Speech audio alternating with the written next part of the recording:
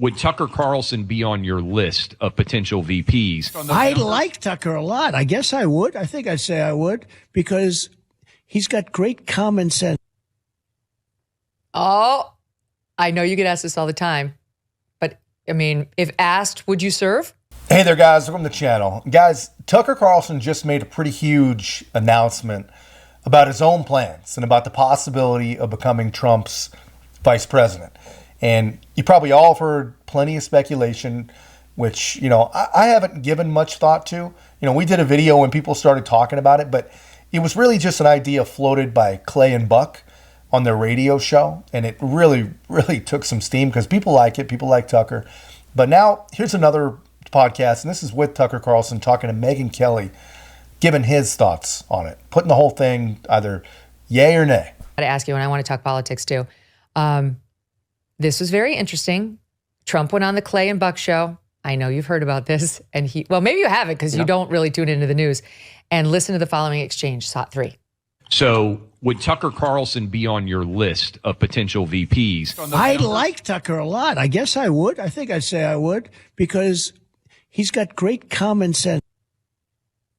Oh, I know you get asked this all the time, but I mean, if asked, would you serve?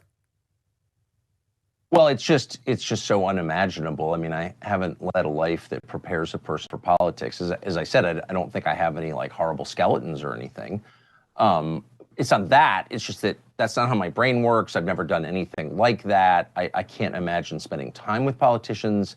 I'm a total sucker for Trump. I think he's, personally, I get along with Trump really well. The closer I am physically to Trump, like if I'm with him in the room, I always love Trump. And I think it's impossible not to, and the experience. He's just charming, okay? And he's funny as hell, and he's brave in his way, I think. So I really appreciate that, and I agree fundamentally with his views. Maybe fewer wars, maybe have a border. Like, those are not crazy things, and I support them. And I'm appalled and terrified by the use of the DOJ to rig an election, which is what's happening now. So all those factors make me kind of psyched to vote for Trump. But serving in politics with anybody, I mean, it's a lot for me to think about because I just don't think I'm really suited for that.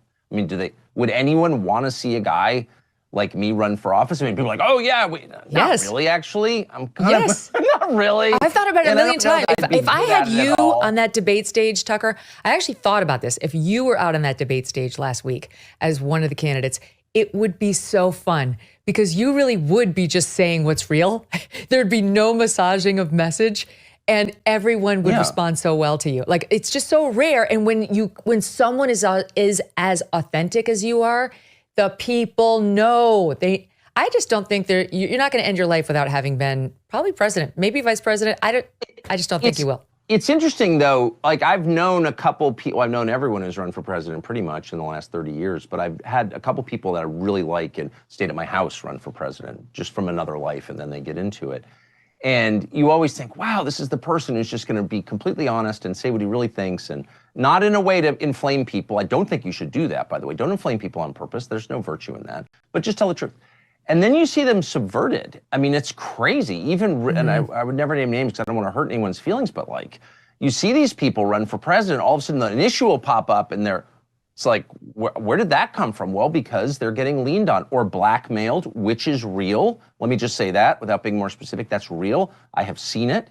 We found out this about you. Cool it on that. I've seen that happen.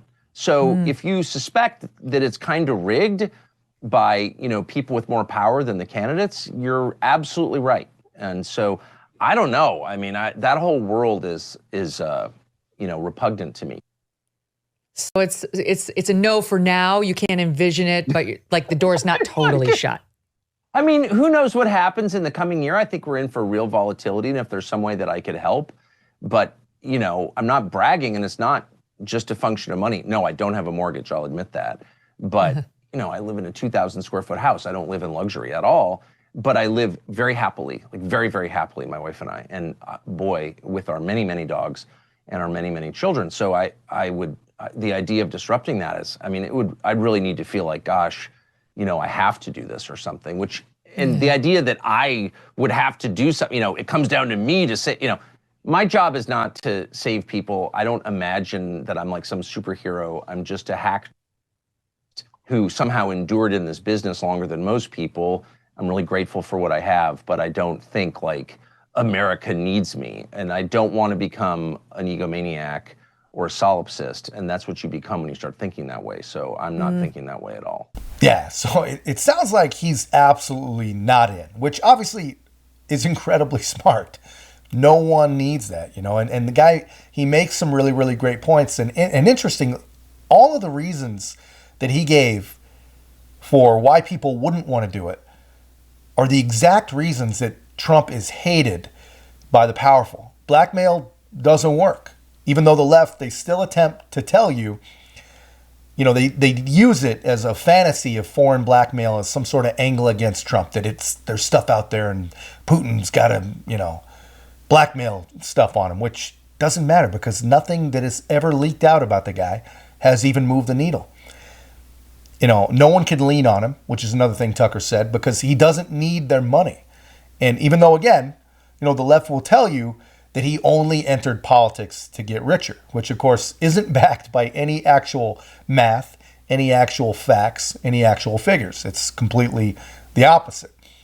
And another thing Tucker said, he can't be leveraged and he can't be destroyed until he plays ball. That much is clear. And to that point, Tucker said Trump is brave in his own way. You know, and I think Tucker kind of undersold that. You know, I think he's brave in a lot of ways. When you look at what the man has stood up to, complete lawfare against him. He's got 4 criminal indictments that seek to basically ensure that he dies in prison. He's got multiple civil lawsuits meant to destroy his credibility and even destroy his family's business. And he's got never-ending slander, lies, vitriol, and just daily, never-ending 24/7 propaganda against him, all meant to turn everyone against him. And still, the man does not relent. The only thing that they haven't thrown at him is actual violence. And I'm sure he believes that's coming. And still, every day he gets up and every day he goes to battle with the most despicable and desperate people that our country has ever produced. You know, I'd say the man isn't brave in his way. I'd say he's brave in literally every single way. But let me know your thoughts in the comments, guys, if you agree. And but yeah, I don't think Tucker has any interest in becoming vice president. And I also don't think he'd be a good choice, right? Because those same evil forces have always been out against him as well. And as amazing as Tucker is, as much as I really, really like Tucker Carlson, he's not Donald Trump. Nobody is. But that's all I've got on that, guys. Let me know your thoughts in the comments. And if you haven't already, please help us to continue to grow. Like, comment, subscribe. Most importantly, share the channel. We'll see you in the next one.